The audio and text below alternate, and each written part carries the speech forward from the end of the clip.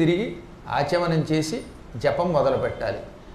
ఒకవేళ ఎవరికైనా లక్ష్మీ కటాక్షం మీద కోరిక ఉన్నది, నాకు బాగా సంపదలు కావాలని కోరిక ఉన్నది, అలాంటి వాడు ఉత్తరం దిక్కుకి తిరిగి జపం చేసుకోవాలని మంత్రశాస్త్రం చెబుతున్నది. గరుడ పురాణంలో 105వ అధ్యాయంలో లక్ష్మీ కటాక్షం కావాలంటే ఉత్తరం దిక్కుకేసి తిరిగి లక్ష్మీ మంత్ర జపం చెయ్యండి అని ఉన్నది.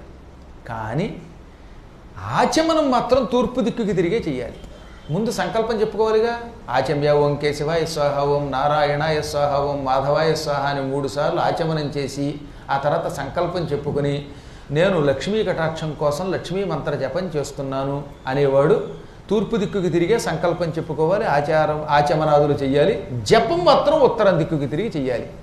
ఇప్పుడు మన పీఠంలో వ్యూహలక్ష్మీ మంత్రం రాశాం. ఓం శ్రీ ఓం నమః పరమలక్ష్మ్యై విష్ణు వక్షస్థితాయై రమాయై ఆశ్రిత తారకాయై నమో వన్నిజాయై నమః. దీనికి వ్యూహలక్ష్మీ మహామంత్రం అని పేరు.